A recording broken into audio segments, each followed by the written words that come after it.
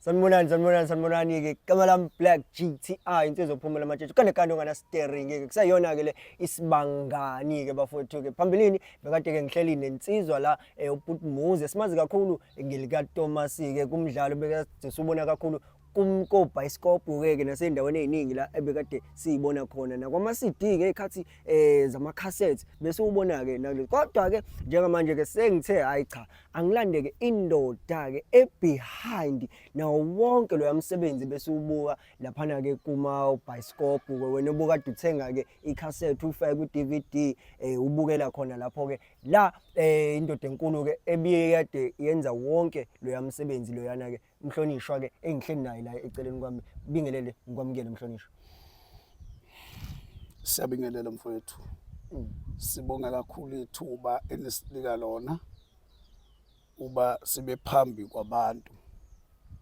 Ithuba ke leli lingandele bani cha asikuthathe nje neze kancane ukuba sohlelweni sibangani. Engasithanda isihloko senu ukuthi sibangani. Nokho ke siyabonga kakhulu into lenzeni ukuthi nisikhumbule sabantu ke nje imvamisa abavama ukukhohlweka.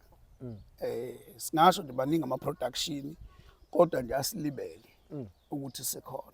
Siyabonga ukuthi nihloniphe nisinike lelo galelo nendima enisinika yona.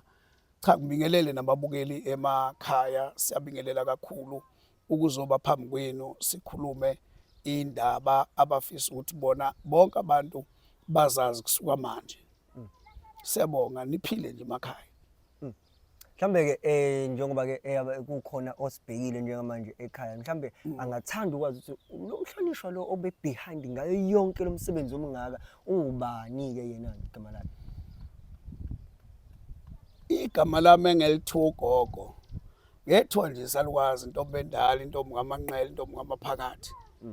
Kakuyintombi nje enomusa inothando ngikhuliswa iyona ke le ntombazana. So yangifundisa kakhulu ukuyithoba ukuyiphatha nje nenhlonipho yabona. Yangetha ke nje amagama amabili wathi nje nguwise man Mntambi Sibongo. Wayesethi nguzamo kwakhe angabheki ifa la kaMntambo. Ilona gama nje angipha lona ngakhula ngazi ukuthi nguzama okwami empilweni. Ngalithanda kakhulu namzama okwakhe. Ilokho nje engingakusho okwamanje. Mhlonishwa kakhulu nje ngizothi Mhlonishwa ngenxa yegalelo osulidlalile nokuhlonipha umsebenzi wenzile mhlambe njengamanje wena ke sengikhuluma nawe ukuthi ke kuyona yonke mhlambe yini eyanenza niqhamuke ne-idea yokudlala leya film lena nidlala ebizwa ukuthi uThomas.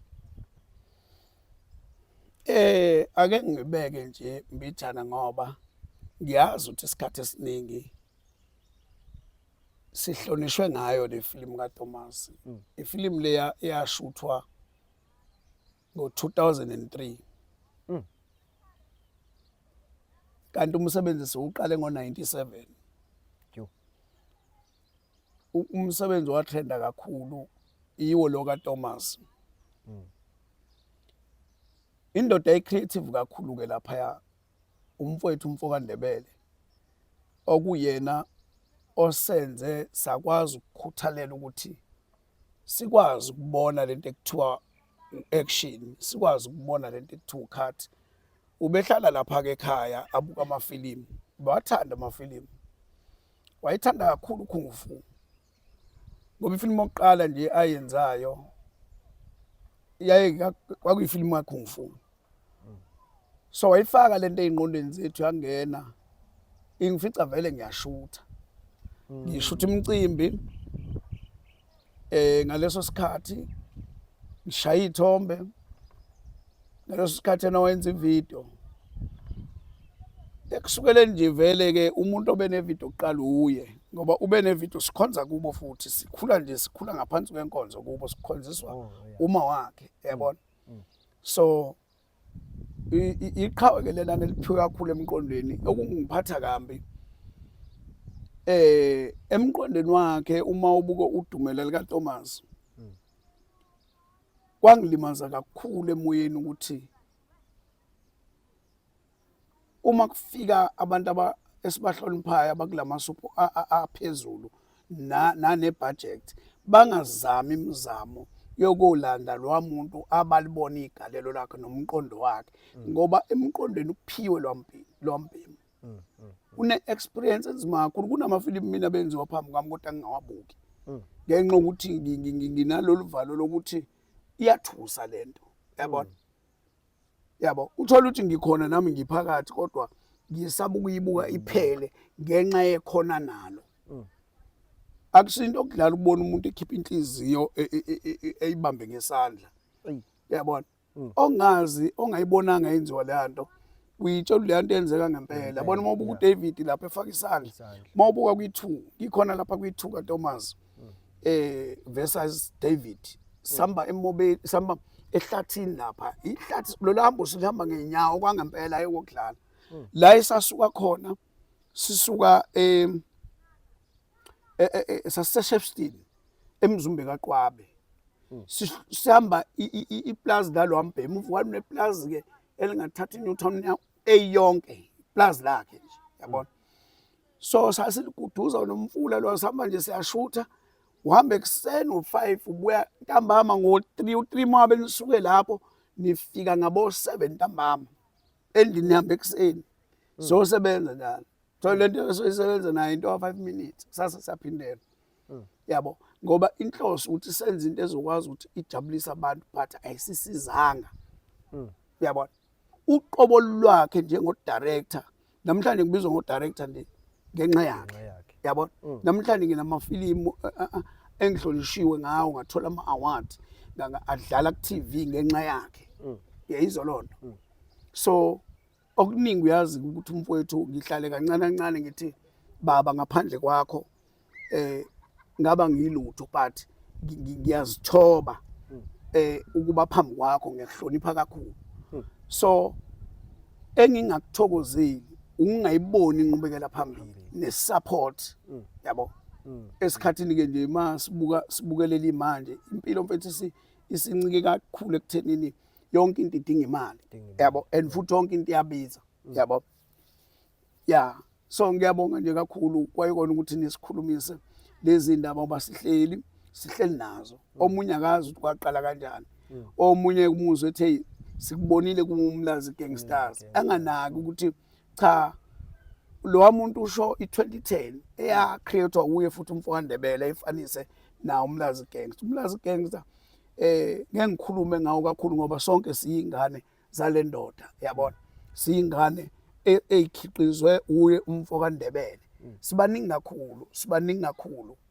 konke okhokho njengoba emele sikhiqizwe ile ndoda umfoka Ndebele yabona so ibona bothilisi ngingabala abantu abaningi ozenzele sala kutshelo yabona so sikhiqizwe iyona le ndoda noma umuntu engashoke phela ukuthi ngiyakhiqiza kodwa nje umuntu obemile phambi kwethu sibukelela ngokubambisana futhi namanje sibambisene akukho la esilahlene khona kodwa nje umsebenzi munye angithuki umuntu methi njoba ushile ekuqaleni ukuthi cha silibambile iqhaza ekuthenini kuphumela ifilimu kaThomas mina ngimandla ke ekuthenini ifilimu yami yokuqala nje ngayikhipha ikhambi The Cure ikhambi The Cure esilibonile sinem la ngena nje sinem la suke sinem la TV uyabona so labukwa kakhulu kwezindawo la susukukhuluma uyabona ngoba bebuka izinto eziphakathi nakhona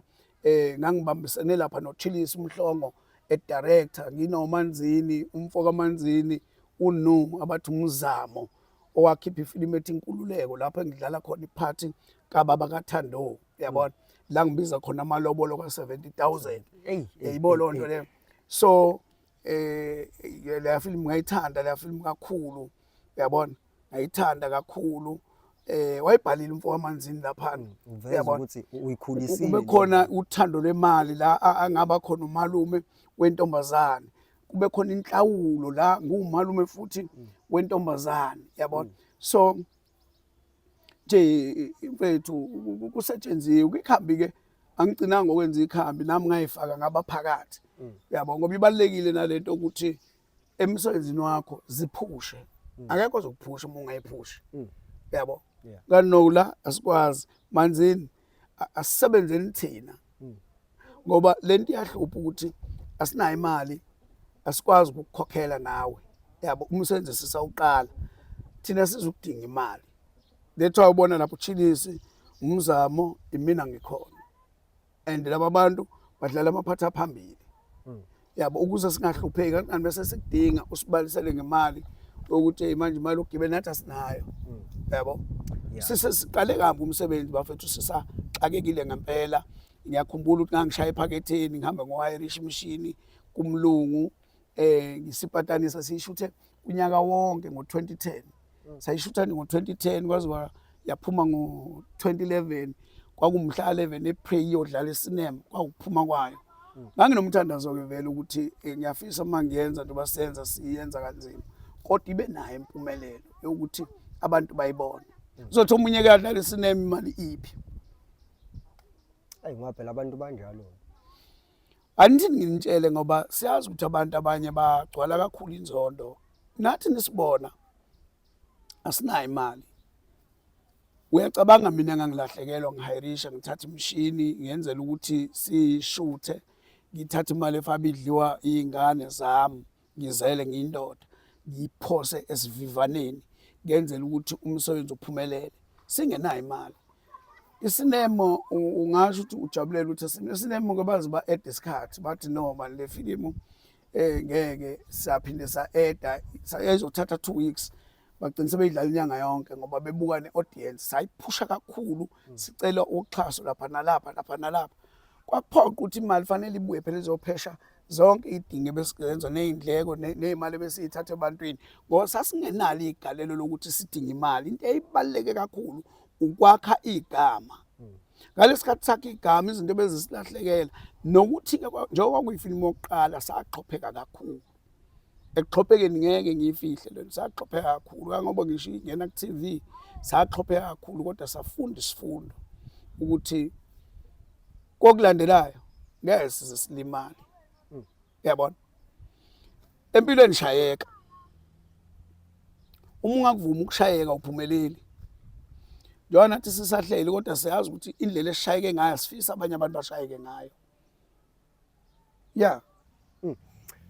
yazi ngendlela osuyibeke ngayo nami isingivula amehlo ngoba phela uma sinibuka lapha komabona kude sinibuka kuzona zonke lezi izinto esinibuka kuzona sibona abantu abanemali abantu sibona abantu abaphila kahle abanengcebo ukuthi for sure le moto ahamba ngayo lapha ngoba edlala ngayo imoto yakhe ngempela kodwa manje usuveze esinye isithombe ukuthi izinto zesikhashana lezi enisuke nizisebenzisa kodwa impilo besibuyela back to normal ukuthi hayi kufanele ngihike itekisi ukuze ngibuyele ekhaya usubalulile because bengiyakona umbuzo ukuthi asigcinanga ukuthi ubonakale as udirector kuThomas ubonakale nakwezinye and kwabi kwezinye indawo ubonakala udlala wena engicabanga ukuthi ngoba sikhuluma khona umunye okurecognizeayo ukuthi mina ngeke ngambona kulama production akhona manje ngambone vele ethi thushu mhlambe singakangeni kona wena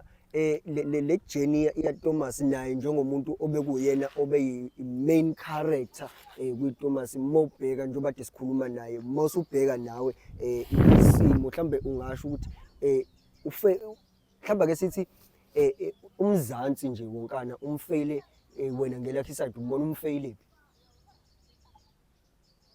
angiqale la ngifuna ukulungisa le ngoba ngiyayibona ukuthi cha lelo gcobo kusho ukuthi la ngembatho ugcobo la mfoka Vukani Ndebele cha le ka director munye udirector noma ngisho nje ukuthi udirector kaThomas Sibek munye uVukani Ndebele lo esimbona manje ephanta lapha ePie City simbonile ephusha ama CD sambona njengamanje uphusha ibuko akuyona impilo engicabanga ukuthi uyenza ngoba ethanda kodwa ngenxa ukuthi uyazi ukuthi ufuna ukuphila so ingakho ke simthole kuleya ndawo ukuthi cha kungcono abe semphantweni uyena udirector so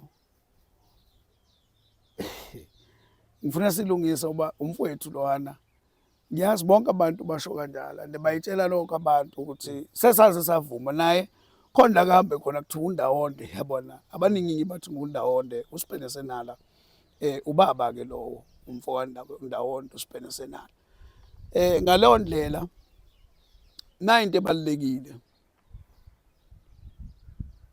leya Thomas umbuzo uthi wafa kuphi ayizange ife indawo kaThomas ngoba ngikhuluma nje kusho ukuthi imovie yesi11 indlela manje ukuthi ufinyelele ebantwini ekuyiyona esibucayi ngoba ekuyiyona esibucayi ngoba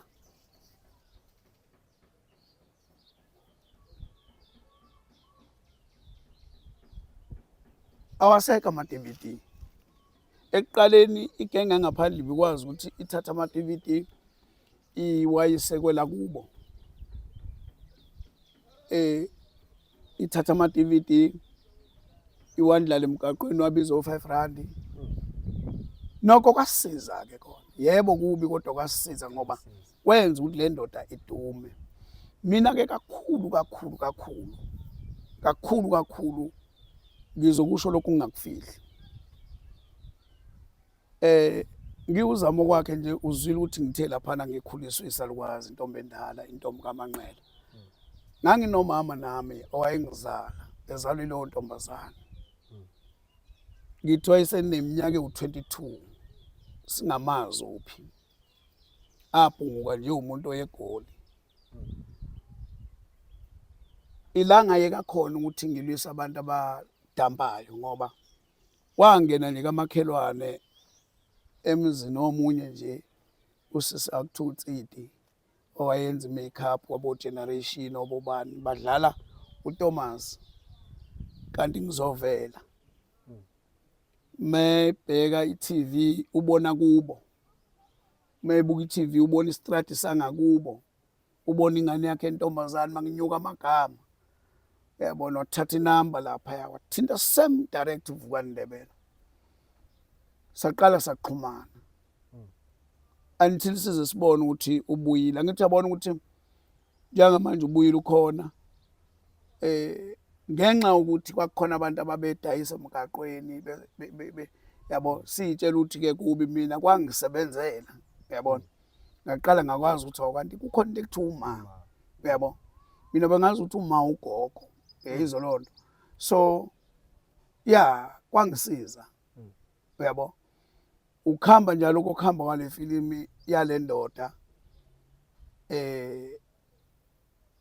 okubhlungu ke ila esibona khona ukuthi isupport ayikho futhi ngiyahalela mina ukuthi makukhona abantu abaphathisiwe kukhona abantu abanemali kukhona abantu abafisayo ukuthi iqhubeke lemidlalo bafethu ningasiyekeleli silekeleleni anilahlekelwa unga-investor futhi mhlambe kungenzeka okungcono ngegama lakho le filimu ayaziwa la eSouth Africa kuphela kodwa yaziwa iAfrika yonke sike sathuka ukuthi naphesheya baningi abayaziyo sibonile kuzofika belungu baphesheya babuye bazoyishutha uma ngathi bambocheka nje babuye bayishutha bona kabusha bashama makeup anzima kakhulu ngalondlela inyakazisa abantu abaningi le filimu nawe ungabe iphathi yokuthi noma ayingawi le filimu futhi le ndoda ayingawi le ndoda ke mina ekuthiwa uThomas ngifunde naye esikoleni kusukela kaThundi until kuze koshaya grade 7 besifunda nje naye kuyindoda eyithulelayo elungile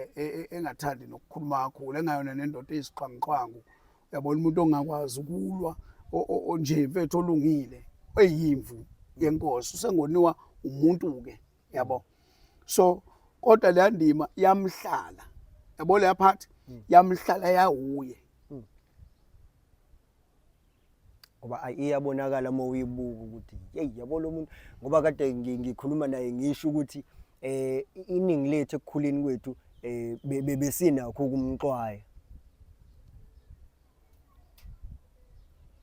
so ngaleyo ndlela leyo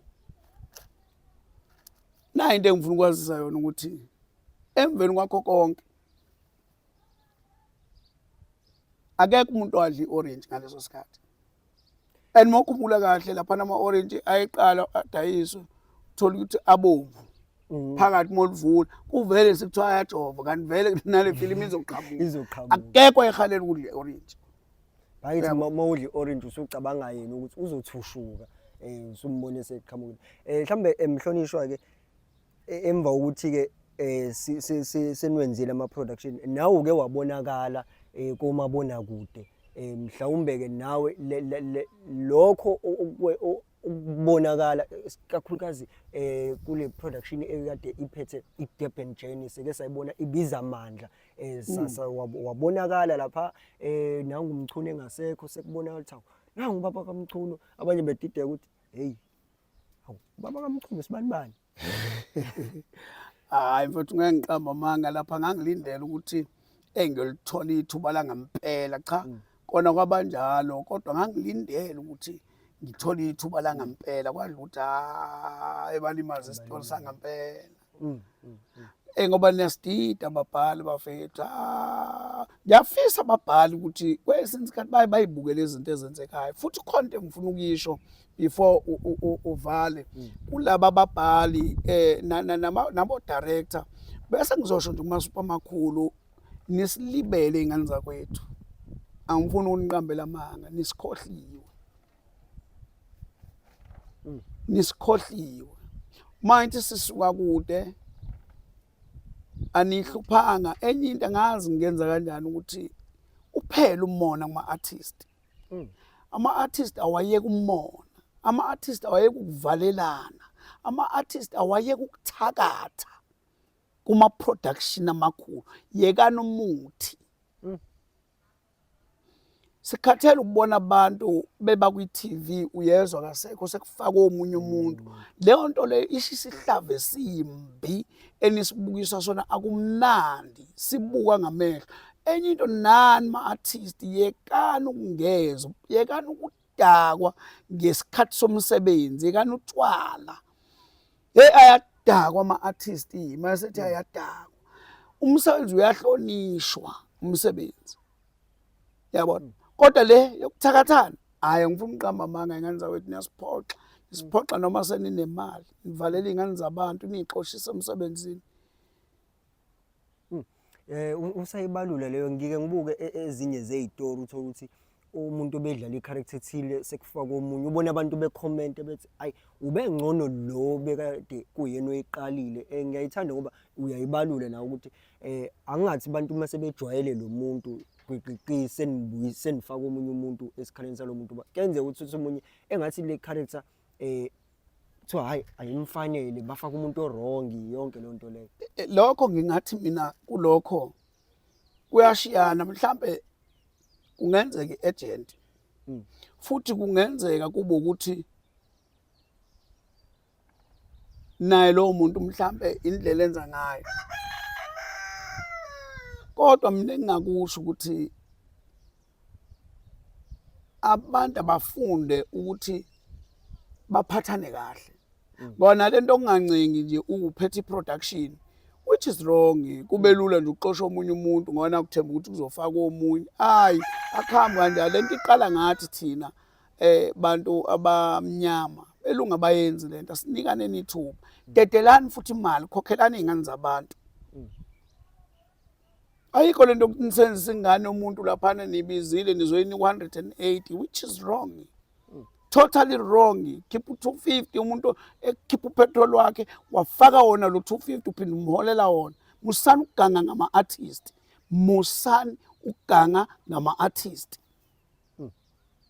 mhlonishwa ngifuna ngizongena la kuma-agent ama-agent awayekuganga ngama-artist asemaningi ama-agent nami nginaye agent but le ukuthi uxhaphazeka ama-artist which is wrong omunye mhlonishwa mhlambe ake sibhekela sike sabona kakhulu njengo omama uNandi sike sababona kade bedlala koyizo ko-Zone 14 nakuphi mhlambe wena ngokwakho ungathini kule lento besiyibona ukuthi i-artist likade lidlondlobe laziwa njengoba ngibala ba nomama uNandi ukuthi ade beyaziwa sibabona koyizo Zone 14 House of Zwide nakuphi, but umuntu uma esethuli sekuthiwa kufunakala uxhaso abanye bakhala bathi cha ugovernment thina usibulele ngoba akanaso isikhwama sethu, but ezinye izinto njengo-sports nobani kunezikhwama kodwa la kwa-acting asikho. Mhlawumbe wena ngokwakho ungakubalula uthini lo?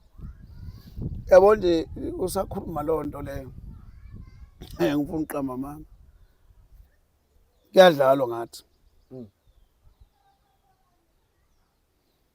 yabo nje usufa ugovernment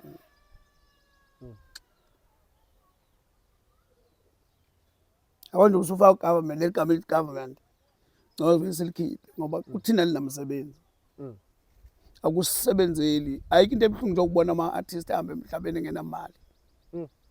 Yabo khona manje nginendondo lapha inkulu leya ndondo kodwa ingenamali. Baningi abayitshela ukuthi hayi ngiphume netshela imali. Khona indondo manje nginazo. Nginayo indondo nginazo. But imali iphi? Gijima noyidlela kahle lapha khishwa yonke into ukukhishwa utshwala into enzonke notshwala. Sidinga utshwala, sidinga imali. Lento isikhatha nama-actors ukuthi hayi ngeke u-director laphana u-producer laphana yindaba nakho utholile indondo kwenzakalani. Kusho ukuthi unemali yabo. Hayi ayikho imali. Government wethu akasinakile. Ayilokhu ngikusho ngisabi. Vele government awusinakile. Yabo. Akwazi. Ngeke ngikhulumeleke indaba yabaculi ngoba kungconywana. Yabo. Abukho ubungcono masikhuluma ngobu-artist engingathi kuyenzeka noma esikutholayo thina. Pho lento ya-government hayi mfethu ngeke abakabi khona abantu abazokwazi ukubonelela. Kufana nalento ukuthi sinabo abantu abacebile abangasisupport. Kodwa ayifethu kunzima la KZN. Kodwa uma ungayikhola mfethu kuyaziwa ngalo msebenzi lo msebenzi bayakwazi uku-investa kuona ngoba unemali mokhipha imali. Lo msebenzi unemali mabu unemali. Ayikho imali uma ngabe zero budget fanele udlule intweni eziningi. Yabo? Yeah. So nje mfethu angeke ngize ngiqambela amanga. Government ungamfaki kulento. Ngoba lento ya government yabo nje lo khuluma ngayo sisithandi ohambe ngempela isimo sinjiyana. Onke ama-artist most ebekade siwabuka siwahlonipha ihlazo labo abakwazi ukulifihla ugovernment. Bese kuye kutheni ungafanele ayibekele ebekana amanqophana. Lento bengisho ukuthi abantu bafethu abasicabangele musana ukuxhopha ama-artist. Okunye mhlonishwa sike sibone ukuthi kuke kuvele lezi zinto lezi zokuthi mhlambe ukubone kwama province ukuthi umasipala waleyo province leyo ukhipha indaba zo film marketing o film awards nani mhlambe nina ke nike nakuthola mhlambe lokho kurecognizewa ngoba phela kuke kubalekile kwesinye isikhathi ukuthi nayi ilontuzana iprovince okuyona noma isifundazwe kusona sikubonelele noma sinirecognize. Ngeke ngakuzwa ubalule ekuqaleni wathi udirector kuyena ngempela wakuyiThomas akazange nje kube khona into yokuthi uyarecognizewa ke because phela omunye ukwejetshulisa lokuthi ayi ngoba nisangikhumbula mhlambe lokho akaze kuvele mhlambe singabheka nalapha wakhulume nabo nje abantu abahlele izinto. Uyazi khona into engeke nginotice phesheya ngizolinganisa ngento nje ethe ukuphuma eceleni ukuthi uma kunesigebengu lapha phesheya othola ukuthi simandla mhlawumbe siyaboshwa seqe ngisho amajele anzima so siphunyuke sibophunyuka nje bemphethe ya leso sigebengu sibizwa ngehero siyahlonishwa. Uyazona asibulawa nalokho sasetshenziswa sigcine sesenza imali. Oh yeah. Yabo? Yeah. Because sine skill. Umlungu phesheya yakwazi ukuthatha umuntu eSouth Africa ngekhona nalo nangengqonda nayo ahamba ayomsebenzisa. Yabo? Athini khona abantu abanamakhono okwenza ibhanoyi nje elenza ngokunganaki kodwa ubonakala ukuthi ibhanoyi nimbuke nina nimhleke umlungu afika amthathe ahamba ephesheya. Yayibona lonto le ngekhona nalo thina asikwazi ukwenza, sazi ukuthi umuntu fanele umbulale. Uma kwakukhuluma nje noma kambi, wangakhuluma kufanele umbulale. Awubuki ikhona nalo ukuthi leli khono njobe ekhuluma nje lilele kuphi. Yayizwa lona. Angilinganise nje abo ongizwe emchunu. Ukhuluma noma yini ngesikhathi esinjani asithandayo. Wena uzobuka umuntu ofanele ukumbulala ngoba nakho ukhulumile. Awubuki isystem engabe umnika umsebenzi fana ngabe uyawusebenza ngoba uneskill. Yayizwa lona. Ubuka ikhono analo. Angilwa umuntu uqale wasakaza. Yabo? So into yakhe isekukhulumeni. Wena ujaha ukuthi imandla kuthiwa nje uyambulalelana. Khona bamdingayo because ukhona bakhile. Ngalokukhuluma kwakhe akukhulumayo. So kuyasilimaza ukuthi asikwazi ukubona izinto ezinesidingo kodwa siyakwazi ukucindezelana sibulalane sodwa. Hayi yazi wayibeka ngayizwa ngempela ke manje ukuthi ezinye izinto sibheka ngelinye ihlo ukuthi nangu laphana umhlonishwa uzama uzama ngathi ukhuluma kakhulu sekufanele manje sihlanganise ukuthi akacishwe ngoba ukhuluma kakhulu kanti kunegalelo angalidlala kulokukhuluma kwakhe njengoba ubalula ubaba uMacingwane. So ngamanye amazwi uyasho ukuthi igalelo lakhe umhlonishwa obekade udirector kakhulu kuThomas ukuthi kunokuthi kubheke ukuthi nayi indima yakhe lo muntu singamsebenzisa la but utholeka kube nengcindezi ukuthi bangamrecognize bangamphakamisi ilokho ozama ukubalula kubantu njengamanje. Akukho kubalekile mfethu ungakhuluma into ezinkulu kakhulu nokho asikhuluma ngalokho yabona nje mina makuyabuya ngami ngaba abantu bavula imiqondo yabona nje njengo ogodole amadoda akhulumayo yayizwa lona angasabi ukukhuluma Max Makhanya abantu abakhulumayo abangakusabi ukukhuluma but asikho isidingo sokuthi laba bantu iba nesolution ukuthi fanele bafe. Awuboni ne kukhona indima ongabanika umsebenzi wabo ngokuthi bakhulumile. Ithi wena ukhulumile inkulumo ongayithandi. Kodwa engikuthanda kakhulu awumile silonda ngenkulumo ayenzile. Uyangithola? Yeah. Akekho ofile ngalo nkulumo. Uyangithola? So thina sinokuyiphunga lokubulala. Solution sazi ukuthi umuntu ufanele afe. Emveni ubefile utholani? Usefile ke utholani? Akukho futhi okuzuzayo. Uzuza ukuthi ube negazi lomuntu kuphela. Angasizwe sakithi bukani kahle. Umlungu umthatha umuntu ngoba ebuka isidingo sokuthi lo muntu ngingamsebenzisa endaweni ethile ukuze lo muntu abe nempumelelo ethile hayi unyathelana. Bulalana akukaze kwaba isolution. Akukaze kwayisolution. Phumana emqondweni wokubulala nathi sababhali. Ake sigade phela into esizibhalayo. Lezi zinto esizibhalayo sifaka indaba zokubulalana nokudubulana nokukwaza which is wrong. Ikhona into esingayibhala senza izitori ezisile ezakhayo. Namhlanje abantu bashaya ama content abhedayo. Uze umuntu ushaya content into ebhedayo athi ingane lale noyise. Yini ufuna kwandeni kulesizukulwane esizayo? Kulo 30 years ozayo yini ofuna yande wena? Ufuna izingane la nabafo wabo. Nesibhalela umsangano. Nibulalizwe nilibuka nilibulale nina ngengqondo zenu ecabanga ngenxa ukuthi nifuna imali. Imali ibalekile kunalento ebhalwayo. Yo. Anibhaleni into ezokwakha isizwe sakithi kaZulu. Ke sithande into esiyiyo. Uma umXhosa uyiqhatha, uma umZulu uyiqhatha, uma umSuthu uyiqhatha. Intembi thina sibeka ipolitiki phambili yokungezwani kwethu. Ngiyizwa lonto le sipho ukuthi asingazwani ngenkani. Yini sicindezelane nakhona la kuma artist. Sazi uma kukhona umXhosa lapha umZulu ngeke angene, uma kukhona umSuthu umZulu akangeni. Nibazondelana amaZulu. Wazondelana amaXhosa, nibazondelana abaSuthu. Sinto eyodwa nje. Sigaze lodwa nje. Bafethu. Asentiphile. Angikho ke lapho. Ngila ka filming mina. Yo.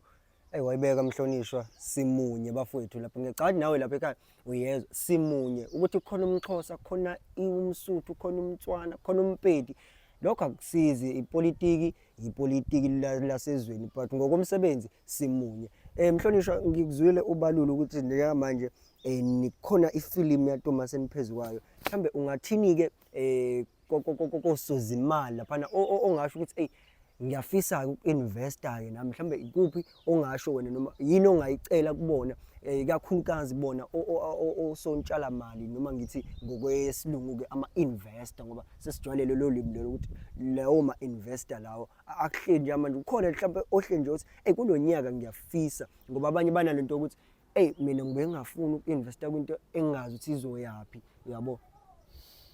Yabo nje ngingezokukhulumela kakhulu laphana elika Thomas igalela kodwa ngiyathanda ukuthi basupport kakhulu uVukani Ndebele lapha kanti ngiyathanda uThomas eyedwa nje abantu bamsupport abantu bamuphi imali bamuphi engayicelanga bamuphi kunezidingo eziningi ezimhlalele lo mpemu empilweni lo muntu unezingane kudingeka ondle okwangempela phela sisebenza asithatha intweni uyabona abantu nje ngoba vele kuse South Africa sesasizana ngokunikelelana ngoba asizomuntu ekhona ugovernment mekhona angichallenge uyabona sibhekane nje naye sikhulume umlomo nomlomo uyabona angakhulumi nje afike ngaphethe lutho afike ephethe imali simtshele na into esishodi ngayo ayikhipha nansi ngoba le enithi imiguda siyilandele hayi sona izingane thina sibadala masibangaka sona izingane angadlalwa ngathi size sibone uyabona ngalo ndlela engikushoyo mfowethu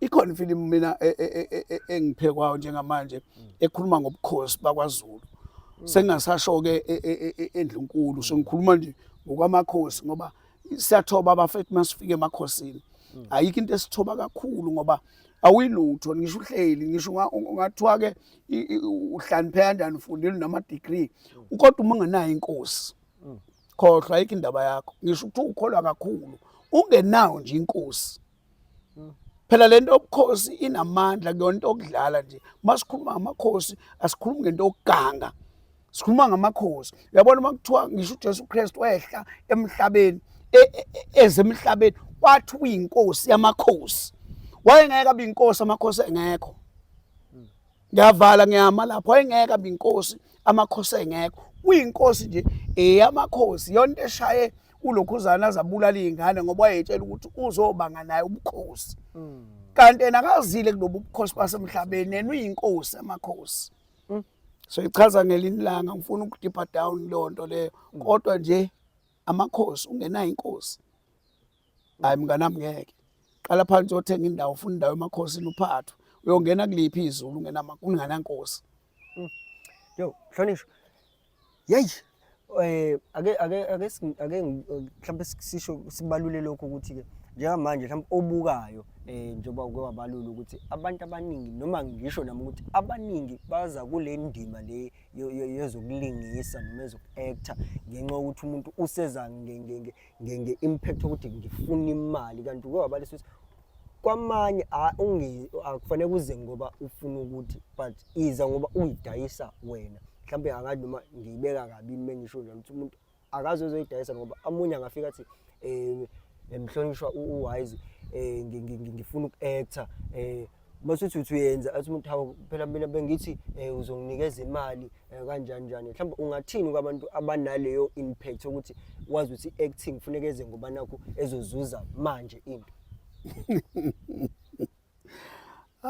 hey mfethu yazi ukuthi angihlekisa ungikhumbuza kudala lalela noba kanti bami yabo le ndoda le ayisho ukuthi ngibize kahle ngiyaqala vele ukuthi ngikhulume einkundleni ngalolu hlobo ungithinta nje la enginone ngakhona ungezi kwi-acting ngoba ubheka imali iyokulimaza lonto futhi yokuqhatha nabantu into ebaluleke kakhulu landela ikhono lakho lwela ukuthi ikhono lakho liye phezulu ungalicindezeli ngemali ngoba uyofika la kanti imali ayikho kufa ikhono lakho mhlambe ngabe sikubuka kude kodwa ngenxa ukuthi ujahe into thina sayaqala ukuyijaha kuswela ngo97 asiphumelele inqwaba ongathi moya kuyona esiphumelele ezokutshela ukuthi mina kungithatha isikhathi esingakanani ngihlele theater kungithatha isikhathi esingakanani bethathwa phambi kwami ngisala kuma audition wena ngala ufuna imali kubalekile ukuthi njoba kushutha uthola ukuthi njoba kushutha kuma lotion park hamba phela nawe uyoshutha wenzela ukwakha igama njengamanje sakhelo TikTok into elula kakhulu into ekuthatha kubeke kwelinye izinga ukuzehlisa nokuyihlonipha nokwazi omunye umuntu ungabi nenhliziyo encane mokulomkhakha akututshwa kulomkhakha uba nesineke uyinika isikhathi sonke sokuthi ube nesineke uthanda abantu ungabi ixoki akuxokizwa lana andike mangabe sizoya ke futhi ngalondlela kuma production yasilimaza lento ukuthi abantu bazi ukuthi fanele bafike baqomane lento elimaza kakhulu umsebenzi so nje kubaluleke kakhulu ukuthi umenze umsebenzi uyithembe hlonipha abantu abakuphethe hlonipha udirector awuphikisana no director akufuni ukuthi mose ungene kwiscene uqale phansi uthithize zifundise landela ama-class landela abantu abathi baye emaklasini athizeni uye bajoyine ama-agent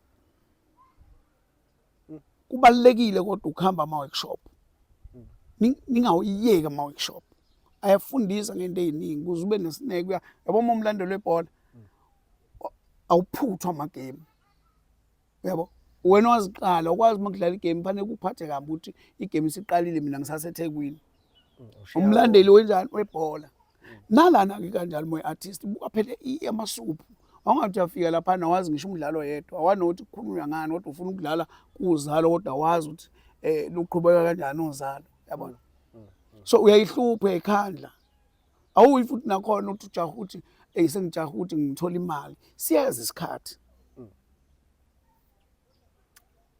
danko ke lapho angibonge kakhulu ake ngithi mhlawumbe Mhlonishwa ke njengamanje ohleli uthi mina ngumbhali Mhlonishwa Wise ngumbhali ngike unokubhala mhlambe lezo izitori ayibhala ayigcine mhlambe kwamabhuku akhe omunye uthi ngiyayifisa nami ukuba kuyona lo mkhakha lo ungathini ke mhlawumbe omunye unakho ukuthi angifuni ukuqhamuka sengiya kulabo abaphezulu nami ngifuna ukuqala nje phansi njengawe mhlambe ungam-advise uthini noma ungamoleleka uthini yisiphi isinyathelo angasithatha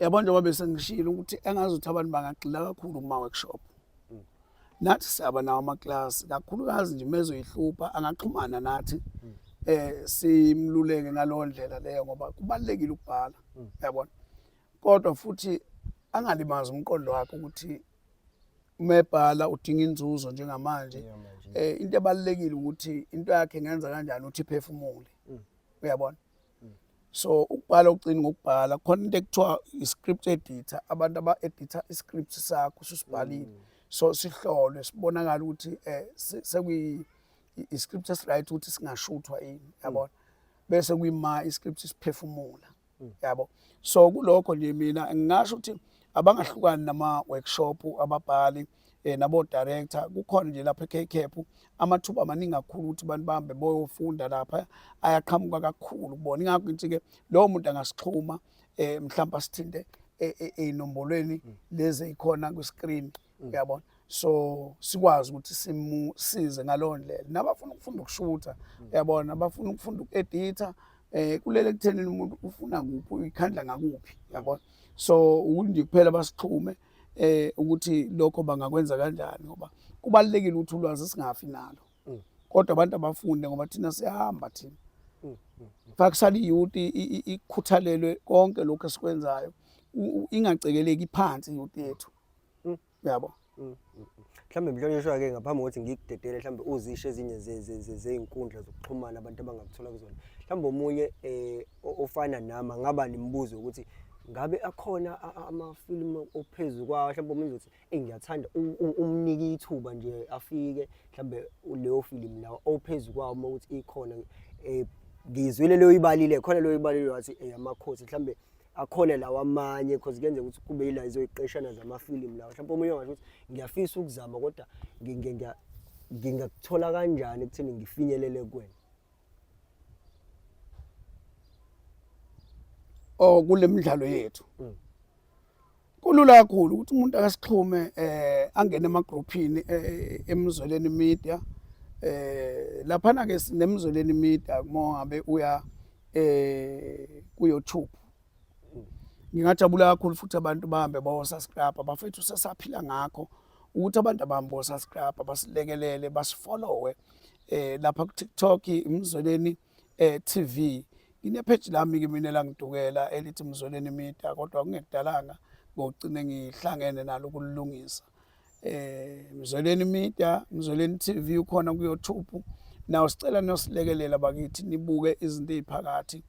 Kuningi ongakubona nawo okuthandakho. Sifaka ke konke asikenzi lento ekuthiwa i-content like i-stories landelana ngokohlelo cha sifake nje wonke amafilimu esike sawenza. Sizongena kwamasha sizoyifaka khona futhi ngeke sakhe enye account iyona nje Mzweleni Media neMzweleni TV. Lawo ma channel omabili siyacela kakhulu niwa support kanti sine channel lapha engifundisa khona izingane uku-actor. Kukhona ke iqeshana engeke ngizenzele zona lapha ithi Wiseman Short Film. Wiseman Short Film.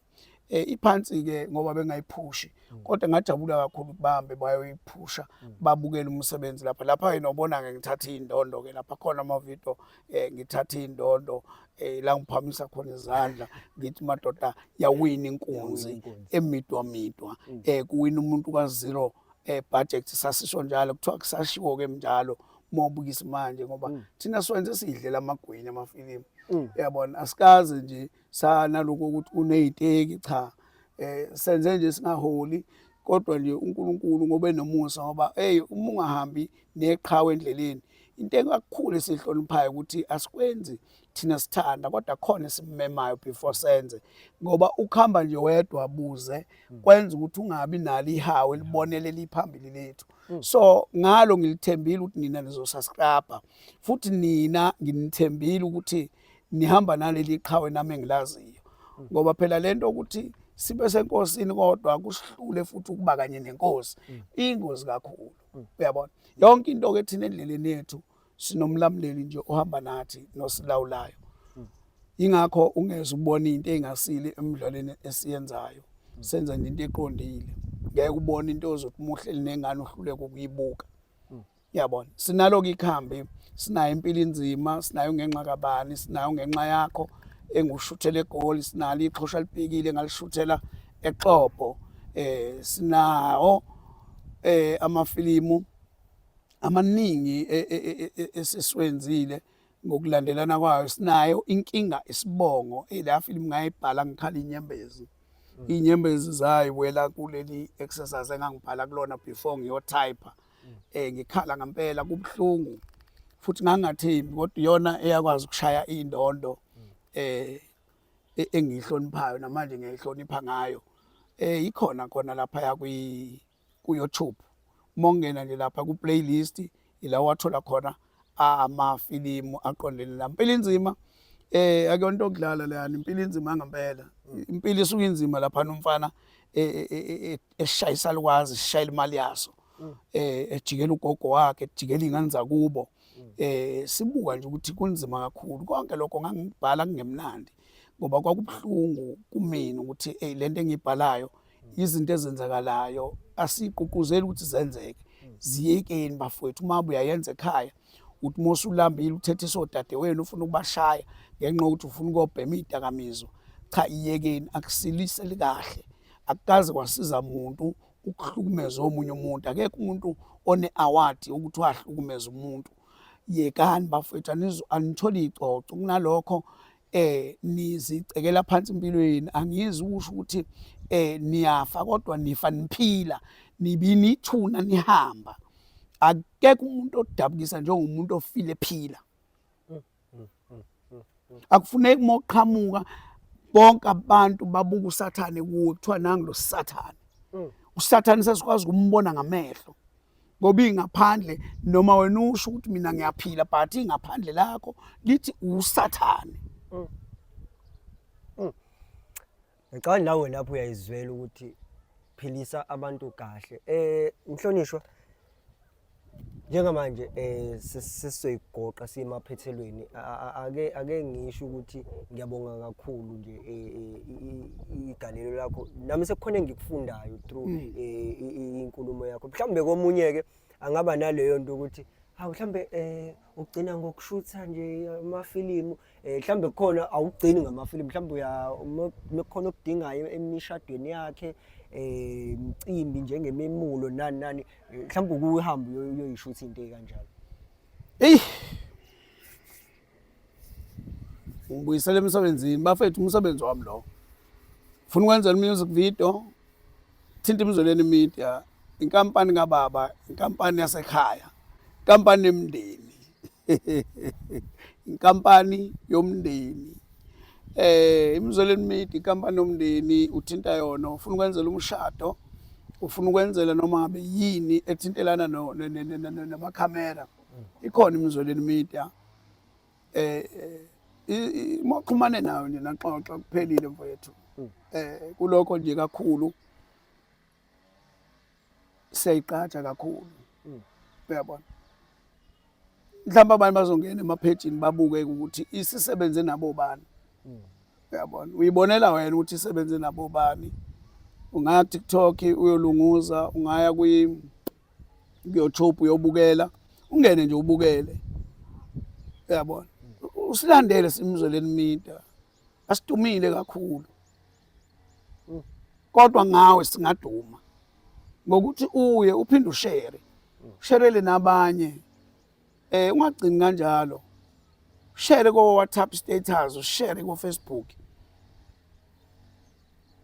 Ngokusithanda nje kwakho singathanda abaningi. Asigqugquzeli inzondo kodwa sigqugquzela uthando. Siyabonga kakhulu, ningakhohlwa ke na ukusubscribe kulolu hlelo oluthi Sibangani.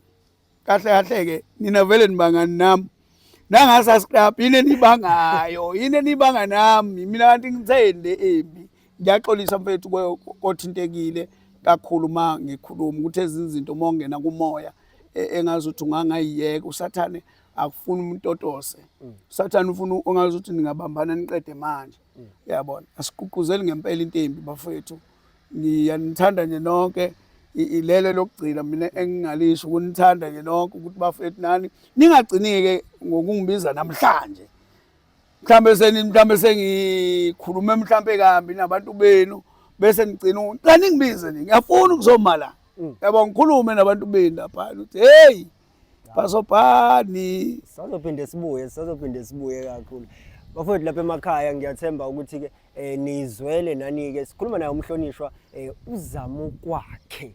Ngithandile ngempela igama Zamokwakhe, because indaba yamafa abafethu ayisasebenzi kulesikhathi samanje. Kunalokho kuyabulawana bakubangwifa ethi umuntu hayi phela mina omdala, mina wayeclose nobaba, mina hayi mina wayinakekela uma ngenxa yento engekho nje. Zamokwakho ke nawe awuyizamele okwakho, uyimele wazi ukuthi nje cha ngindoda noma ke ngomuntu wesifazane. Angikwazi ukungakusho lokho. Yabona sekugoqwa, angikwazi ungakusho. Ayikho into engiyithanda mase kuthiwa gandaganda ongena steering. Wamba kanjani ugandaganda ongena steering? Cha ugandaganda nje ongakhathalele lutho. Wona mase usibhalelile ukuthi Sibangani. Mina ngifika qathatha ngigudluza kwasani esendleleni ngoba phela kufanele Gandaganda ongena steering. So gandaganda ongena steering ke lo. Yaki lapho. Right bafethu siyabonga kakhulu Black GTI insizwa ophumula amatshitshi. Kanti ongena steering ngipasopha nje ukushaya ngeguzu.